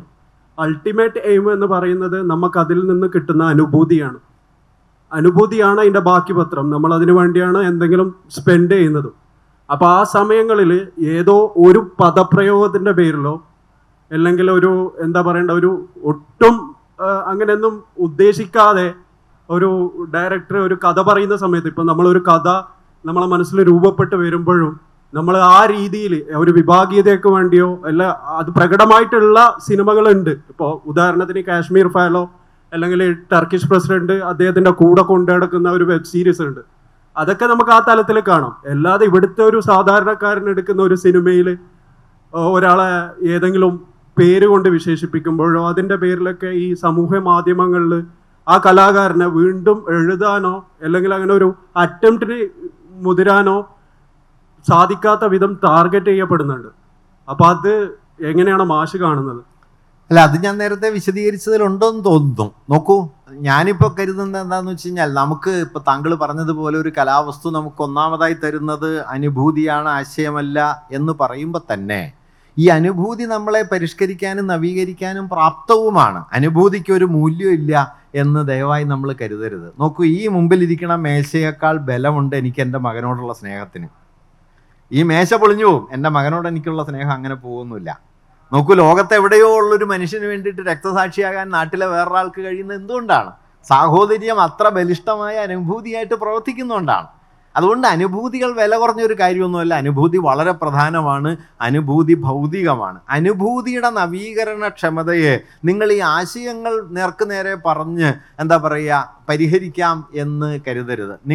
ഞാൻ പറയുന്ന ഒരു കലാവസ്തു നമുക്ക് വിപുലമായ ജീവിതബോധം തരുന്നുണ്ടെങ്കിൽ ആ വിപുലമായ ജീവിതബോധം ജീവിതത്തിലെ വൈരുദ്ധ്യങ്ങളെക്കുറിച്ച് കൂടി നമ്മെ ബോധ്യപ്പെടുത്തും. അല്ലാതെ വൈരുദ്ധ്യങ്ങളെല്ലാം ചേറ്റിക്കൊഴിച്ച് വെച്ചിട്ട് മാറ്റിയിട്ട് നിങ്ങൾക്ക് കൃത്യമായ ഒരു വീക്ഷണത്തിൻ്റെ യുക്തിയാണ് നിങ്ങളുടെ മുമ്പിൽ ഒരു കലാവസ്തു തരുന്നതെങ്കിൽ യാതൊരു സംശയവും വേണ്ട, അത് നമ്മളെ അനുഭവപരമായി സ്പർശിക്കുന്നതിൽ മിക്കവാറും പരാജയപ്പെടുകയും ചെയ്യും. അതുകൊണ്ട് ഇപ്പോൾ ബഷീർ എഴുതിയ വാക്കുകളൊക്കെ, അല്ലെങ്കിൽ സി വി രാമൻപിള്ള എഴുതിയ വാക്കുകളൊക്കെ, ഒ വി വിജയൻ എഴുതിയ വാക്കുകളൊക്കെ ഇന്ന് ഭൂതകാല പരിശോധന നടത്തി നിങ്ങൾക്ക് രാഷ്ട്രീയമായി ശരിയല്ല എന്ന് പറയാൻ വളരെ എളുപ്പമാണ്. മറിച്ച് ആ കലാവസ്തു നമ്മുടെ ചരിത്രത്തിൽ പ്രവർത്തിച്ച് എന്തായി തീർന്നു എന്നതാണ് പ്രധാനം. ഞാനിപ്പോൾ കരുതുന്നത് വാസ്തവത്തിൽ ഇതിലുള്ള ഒരു മധ്യവർഗപരമായ ഒരു തരം സ്യൂഡോ റാഡിക്കലിസം ഉണ്ട്. കാരണം മധ്യവർഗപരമായ സ്യൂഡോ റാഡിക്കലിസം എന്ന് പറഞ്ഞാൽ അവനവൻ്റെ മേത്ത് തടിക്ക് തട്ടാതെ ഈ ലോകത്തെ വിമർശിക്കാം എന്നുള്ള നമ്മുടെ ഒരു എളുപ്പ വഴിയുണ്ടല്ലോ. നോക്കൂ, ചരിത്രത്തിൽ റോട്ടിൽ ഇറങ്ങിക്കഴിഞ്ഞാൽ നിങ്ങൾക്ക് വൈരുദ്ധ്യങ്ങളുടെ നടുവിലേ നിൽക്കാൻ പറ്റൂ. വീട്ടിലിരുന്നാൽ ഒരു വൈരുദ്ധ്യം ഉണ്ടാവില്ല. വൈരുദ്ധ്യമൊക്കെ വീട്ടിലുണ്ട് കേട്ടോ, തിരിച്ചറിയാതിരിക്കാമെന്ന് മാത്രം. അതുകൊണ്ട് ഇപ്പം ഞാനൊരു ഉദാഹരണം കൂടി പറയാം. ഈ പറഞ്ഞ സന്ദർഭത്തോട് ബന്ധപ്പെടുത്തി കേസരി ബാലകൃഷ്ണപിള്ള ആദ്യത്തെ പത്രം തിരുവനന്തപുരത്താണ് നടത്തിയത്. 1922 മുതൽ 1926 വരെ അദ്ദേഹം സമദർശി നടത്തി. സമദർശിയിൽ എഴുതിയ ലേഖനങ്ങൾ വലിയ പ്രശ്നമായപ്പോൾ ഉടമയുമായിട്ട് തെറ്റി അദ്ദേഹം പത്രാധിപത്യം രാജിവെച്ചു. പിന്നെ അദ്ദേഹം ഒരു പ്രതിജ്ഞ എടുത്തത് 2 കാര്യങ്ങളാണ്. ഒന്ന്, സ്വന്തം പത്രമേ നടത്തുള്ളൂ. 2, തിരുവനന്തപുരത്ത് പത്രം ഇറക്കില്ല. ഇത് 2ഉം പ്രതിജ്ഞ എടുത്തു. രണ്ടാമത്തെ പത്രം അദ്ദേഹം പണം പിരിച്ച് 1930 പ്രബോധകൻ തുടങ്ങി. പക്ഷെ തിരുവനന്തപുരത്ത് നിന്ന് തന്നെ തുടങ്ങി. അതേക്കുറിച്ച് അദ്ദേഹം പറഞ്ഞൊരു കാര്യം എന്താണെന്ന് വെച്ച് കഴിഞ്ഞാൽ, പത്രത്തിന് എന്തെങ്കിലും ഫലപ്രാപ്തി ഉണ്ടാവണമെങ്കിൽ അത് അധികാര കേന്ദ്രങ്ങളിൽ എത്തണം. അതുകൊണ്ട് അധികാര കേന്ദ്രം തിരുവനന്തപുരം ആയതുകൊണ്ട് തിരുവനന്തപുരത്ത് തന്നെ ഞാൻ പത്രം തുടങ്ങും. പിന്നാലെ അദ്ദേഹം എഴുതിയ വാക്ക്, പത്രത്തിൻ്റെ സാമൂഹിക ഫലം എൻ്റെ ആദർശങ്ങളെക്കാൾ വലുതാണ് എന്ന് കരുതുന്നത് കൊണ്ട് ഞാൻ തിരുവനന്തപുരത്ത് തന്നെ പത്രം തുടങ്ങുന്നു. ഇത് വളരെ പ്രധാനപ്പെട്ട കാര്യമാണ്. നിങ്ങളുടെ ആദർശമാണ് ലോകത്തെ ഏറ്റവും അവസാനത്തെ ശരിയെന്നൊക്കെ വിശ്വസിക്കാൻ ഏതാണ്ട് എല്ലാ മനുഷ്യർക്കും ഇപ്പോൾ ഒരു തോന്നലുണ്ട്. വാസ്തവത്തിൽ അതിനേക്കാളൊക്കെ വളരെ വലുതാണ് കേട്ടോ ചരിത്രം. അതുകൊണ്ടൊരു കലാവസ്തു ഒരു കാലത്തിൻ്റെ നടുവിൽ നിന്ന് ആ കാലത്തിലെ വൈരുദ്ധ്യങ്ങളെ പ്രകാശിപ്പിക്കുന്ന സമയത്ത് അതിലെ വാക്കും വരിയും മാത്രം ഊരിയെടുത്ത് അതാണ് ആ കലാവസ്തുവിൻ്റെ അന്തിമാർത്ഥം എന്ന് വിധി പ്രഖ്യാപിക്കുന്നത്, ഞാൻ നേരത്തെ പറഞ്ഞതുപോലെ സാമൂഹികവും ചരിത്രപരവുമായ സങ്കീർണതയെ തിരിച്ചറിയാത്ത അത്യന്തം ഉപരിപ്ലവമായ അരാഷ്ട്രീയം പോലുമായ ഒരു വായനാരീതിയാണ് എന്നാണ് എൻ്റെ അഭിപ്രായം.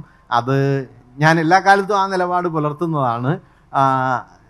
അത് ഞാൻ നേരത്തെ പറഞ്ഞതുപോലെ മാർക്സ് പറയുന്നതോ അല്ലെങ്കിൽ അങ്ങനെയുള്ള നിരീക്ഷണങ്ങളിൽ നിന്ന് ഞാൻ കൈവരിച്ച ഒരു ധാരണയുമാണ്. നിശ്ചയമായിട്ടും അതിനോട് വിയോജിക്കാം. അതുകൊണ്ട് ഈ ആളുകളെ ഇങ്ങനെ വാക്കും വരിയും കൊണ്ട് മുദ്ര കുത്തി അത് അന്തിമ സത്യമാണ് കലയുടേത് എന്ന് കരുതുന്നത് ശരി. ഒരു കലാവസ്തുവിൻ്റെ ശേഷി എന്താണെന്നറിയോ? അത് അതിനുള്ളിൽ നിന്ന് തന്നെ അതിനെതിരെ യുദ്ധം ചെയ്യും. ഒരു കലാവസ്തു അതിനുള്ളിൽ നിന്ന് എതിരെ യുദ്ധം ചെയ്യും. ആ യുദ്ധത്തിൻ്റെ ശേഷിയുണ്ട്. പിന്നെ താങ്കൾ പറഞ്ഞ നമ്മുടെ സിനിമാ വായനയുടെ ഇപ്പോഴത്തെ ഒരു പ്രശ്നം എന്താണെന്ന് വെച്ച് കഴിഞ്ഞാൽ അത് സിനിമയെക്കുറിച്ചല്ല മിക്കവാറും സംസാരിക്കുക, സിനിമാ കഥയെക്കുറിച്ചാണ്. സിനിമ പ്രാഥമികമായ ഒരു വിഷ്വൽ ലാംഗ്വേജ് ആണ് എന്നതിനെ വിട്ടിട്ട് സിനിമ ഒരു ആശയനിവേദന രൂപമാണ് എന്ന് കരുതുകയും അതെന്ത് പ്രമേയം കൈകാര്യം ചെയ്യുന്നു എന്നതിനെ മുൻനിർത്തി അതിനെ വലിയ തോതിൽ അഭിസംബോധന ചെയ്യുകയും ചെയ്യുന്ന രീതിയുണ്ട്. അതും ഭദ്രമാണ് എന്ന് എനിക്ക് തോന്നുന്നില്ല. അതുകൊണ്ട് താങ്കൾ പറഞ്ഞ ആ രീതി വാസ്തവത്തിൽ കലയുടെ സൂക്ഷ്മതയെ പ്രകാശിപ്പിക്കാൻ പലപ്പോഴും പര്യാപ്തമല്ല എന്നുള്ള കാര്യത്തോട് ഞാൻ യോജിക്കുന്നു. നമസ്കാരം സർ. നമ്മൾ പൊതുബോധം എന്ന് പറയുന്നൊരു സാധനം ഉണ്ടല്ലോ, ഇപ്പോൾ പലപ്പോഴും അത് അധികാരങ്ങളിലിരിക്കുന്നവരുടെ കണ്ണുകളിലൂടെ മാത്രം കാണുന്ന ഒരു സംഭവമാണ് സമൂഹം പോലും. നോളജ് ഈസ് പവർ എന്നെല്ലാം പറയും, പക്ഷേ പവറിലൂടെയാണ് നോളജ് ഉണ്ടാകുന്നത്. സൂക്ഷ്മമായി ഇരിക്കുന്ന കഥകളെയും കവിതകളെയും ഏതൊരു ആവിഷ്കാരത്തെയും പറയുന്ന പൊതുബോധം ബാധിക്കുകയില്ലേ? പൊള്ളയായിട്ടല്ലേ ഇപ്പോൾ പലപ്പോഴും ഉണ്ടാകുന്നത്. സെൻസർഷിപ്പ് കൂടുന്നില്ലേ? പൊളിറ്റിക്കൽ ഇൻകറക്റ്റ്നെസ് എന്ന് പറയുമ്പോൾ സൂക്ഷ്മമായി എനിക്ക് പലപ്പോഴും തോന്നിയിട്ടുണ്ട്. കാരണം ഏത് ദൃശ്യാവിഷ്കാരമാണെങ്കിലും ഏതൊരു ആവിഷ്കാരത്തിലാണെങ്കിലും ഈ ഒരു പൊള്ള സെൻസർഷിപ്പ് കൂടിയതിനു ശേഷം അതെങ്ങനെ മറികടക്കാമെന്നും കൂടെ സാർ പറയോ?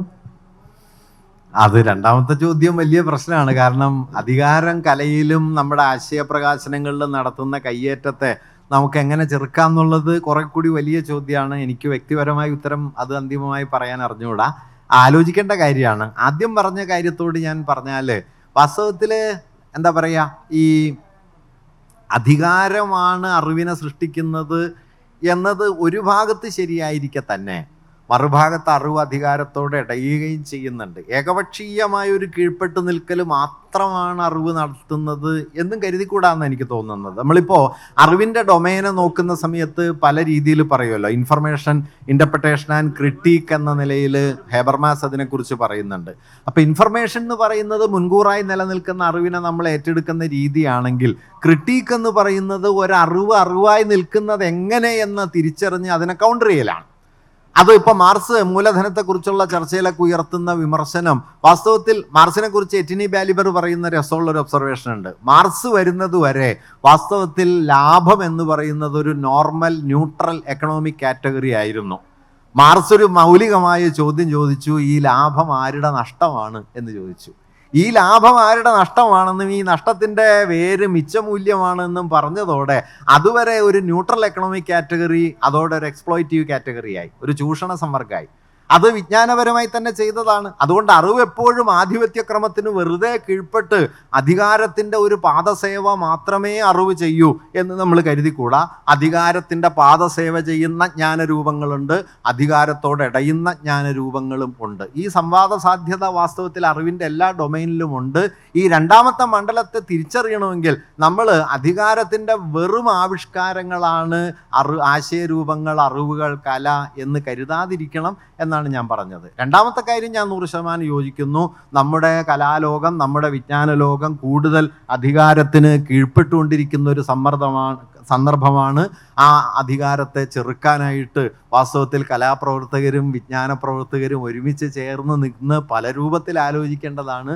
നിർഭാഗ്യവശാൽ കീഴടങ്ങലാണ് കൂടുതൽ വലുതായിക്കൊണ്ടിരിക്കുന്നത് എന്ന കാര്യം ഞാൻ സമ്മതിക്കുന്നു. ആദ്യത്തെ കാര്യത്തോട് ഈ കാര്യം കൂടി ഒന്ന് കൂട്ടിച്ചേർക്കണം എന്ന്. അല്ലെങ്കിൽ എന്ത് പറ്റുമെന്നറിയോ, നമുക്ക് ചെറുക്കാൻ ഇടവില്ലാണ്ടായിപ്പോൾ എല്ലാ അറിവും അധികാരികൾ ഉണ്ടാക്കുകയാണെന്ന് പറഞ്ഞാൽ പിന്നെ നമ്മൾ അടിമകൾ മാത്രമായി പോകും. പഴയ വിധിവാദമാണത്.